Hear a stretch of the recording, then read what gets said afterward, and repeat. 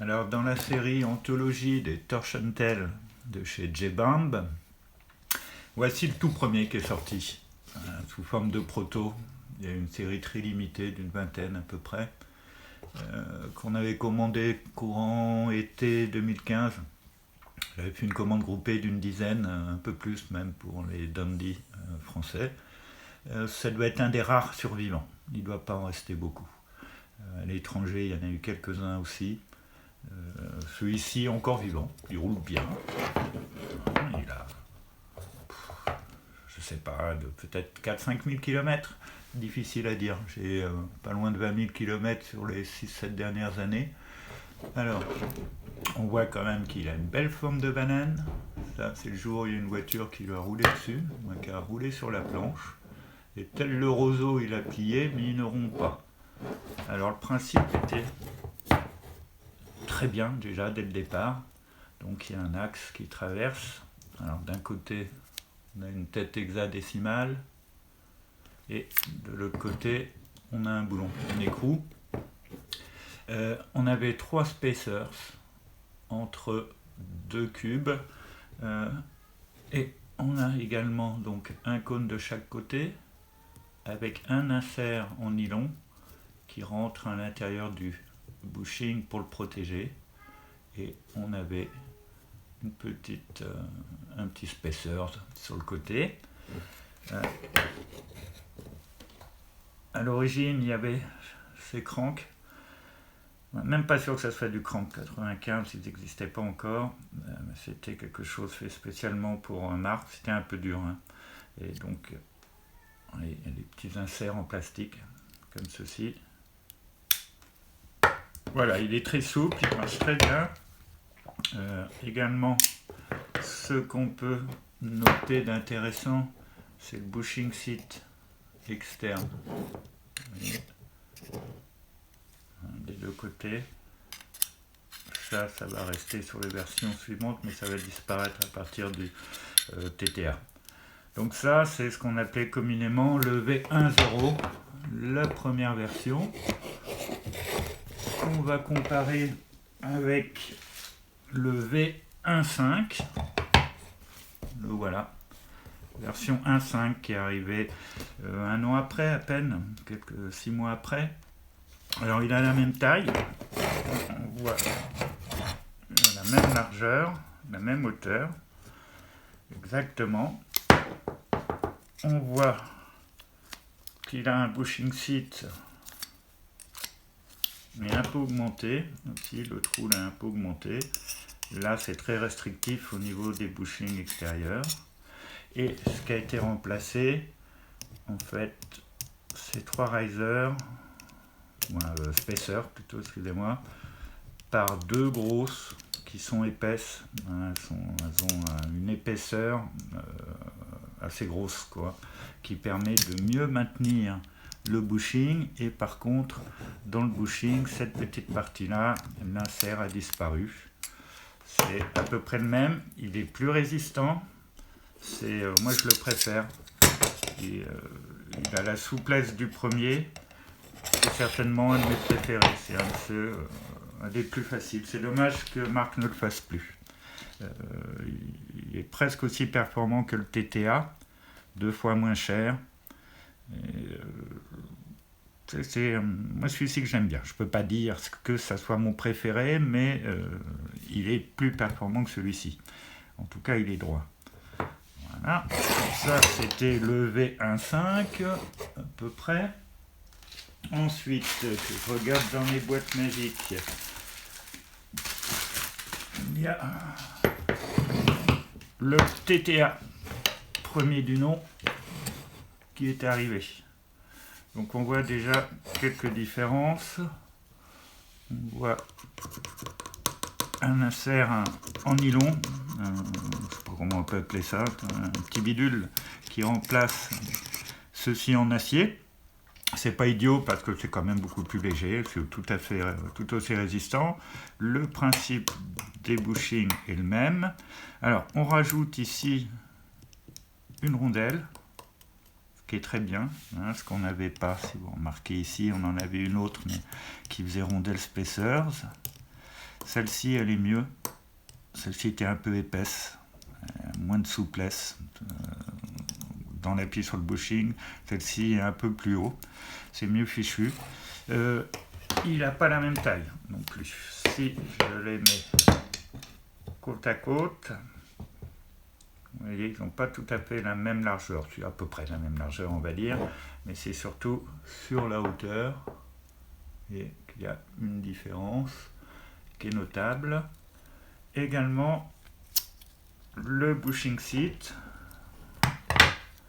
qui est toujours là, mais qui a changé. Je vais tirer un peu ça. Voilà. Là. Ce qu'on ne voit pas également à l'intérieur, c'est qu'il y a un tube, vous voyez, qui part d'ici et qui va jusqu'à là. Donc tout ça, c'est un tube dans lequel l'axe s'en fiche, qui va donner donc plus de rigidité entre là et là. Ce qui évite des effets de voilage comme on a avec celui-ci. Celui-ci, vous voyez, il part en banane. Et ça, pourquoi? C'est en fait forcer, forcer, forcer, forcer, forcer, forcer, tirer, tirer, puis à tourner comme ça, incessamment. Et à force à replier les deux pattes l'une vers une. Donc quand je le pousse à vide, autant vous dire qu'il ne va pas droit, mais bon, who cares, on s'en fiche, en gros. Voilà. Et donc, pour résoudre ce problème, qu'on retrouvait encore un peu ici, mais moins quand même, parce que ça offrait plus de résistance, voilà, il y a une surcouche, un second tube. Alors il faut penser à bien le graisser, je l'ai graissé il n'y a pas longtemps, parce que sinon c'est le bazar. Voilà.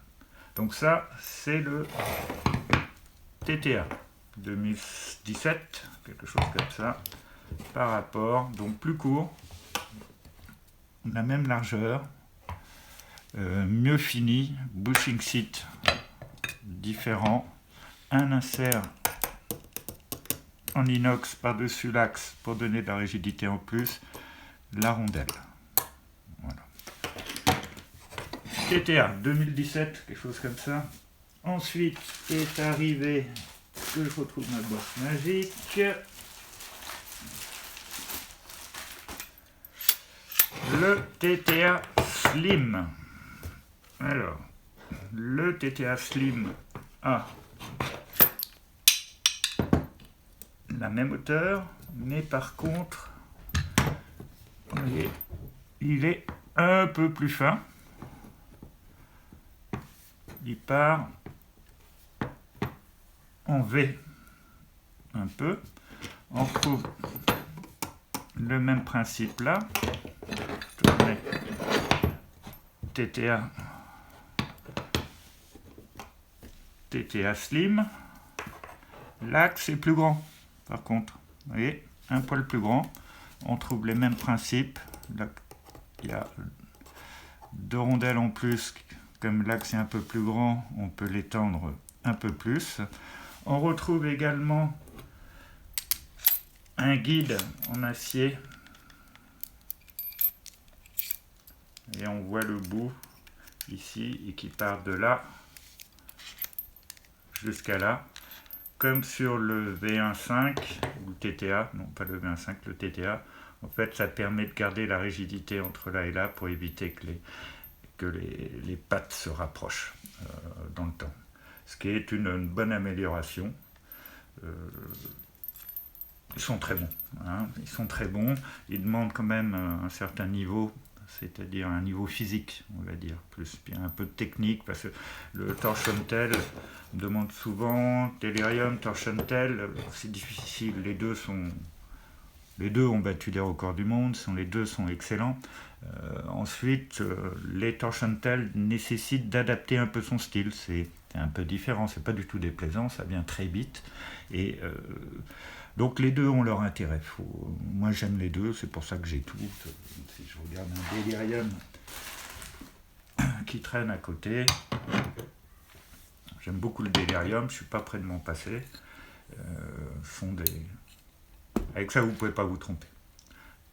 Avec un Delirium, il y a moins de risque de se tromper qu'avec un torsion tail.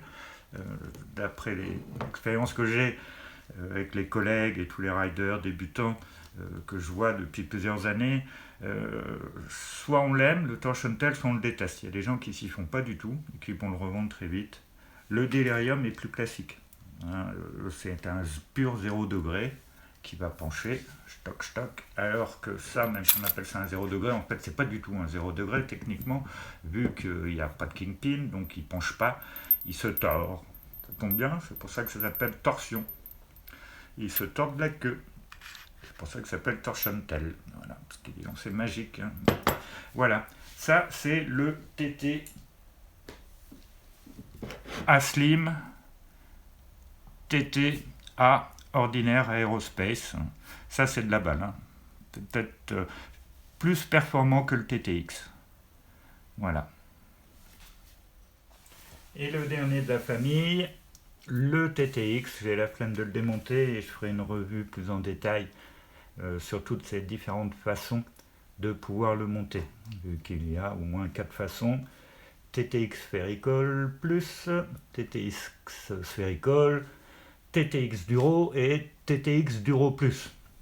En fait, c'est l'utilisation de plus ou moins de bushing et des spherical à l'intérieur. Donc à côté du TTA, on voit qu'il est beaucoup plus court. Il a la même largeur d'axe. On voit ici qu'il y a vraiment une différence majeure, ce qui change tout en fait, hein, dans l'appréhension et dans le pump. Ça fait un pump beaucoup plus facile. Le TTA reste à mon sens plus performant.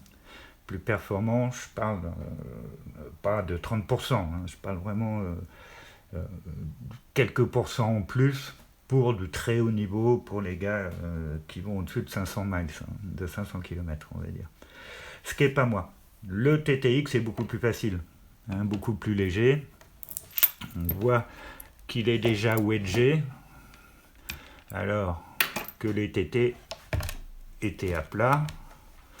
D'ailleurs, j'ai oublié de vous parler des pads. Les TTA arrivent avec des pads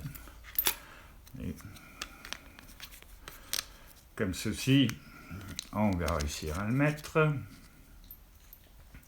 Voilà, qui permet de donner 2-3 degrés d'angle qui sont nécessaires. Il y en a, comme Andy, qui aime bien, qui roule à plat, comme on roule un Delirium, mais je conseille quand même d'utiliser les riser pads natifs de 3 à 4 degrés qui sont fournis avec. Ils sont idéaux, ils sont faits pour. Sur les anciens modèles, on avait ceux-là, ça c'est sur le V1. C'est pareil, hein, ils sont peut-être un petit peu moins. Non, c'est 3 degrés. Ceux-ci qui étaient avec le V1.5 sont à 3 degrés. Et il y a le nouveau, je ne sais pas où je l'ai mis, mais voilà, le tout nouveau qui va avec le TTA Slim,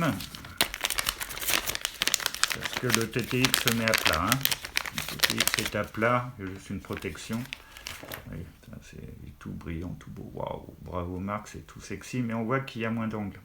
Hein. Je regarderai, mais là il doit y avoir 2 degrés sur le TTA Slim, alors que sur le TTA et le V1.5, c'était un peu plus épais, on doit avoir 3 degrés. Voilà. Mais c'est important. Hein. À plat, ça manque un peu de... il faut lui donner un petit peu d'élan, il faut l'aider un petit peu quand même à se lancer, et ces quelques degrés sont nécessaires. Voilà. Donc, le TTX Duro Plus, le TTX Duro, le Spherical et le Spherical Plus. Je sais plus où j'ai mis l'étiquette, mais c'est pas grave, j'y reviendrai sur une autre vidéo. Bonne journée!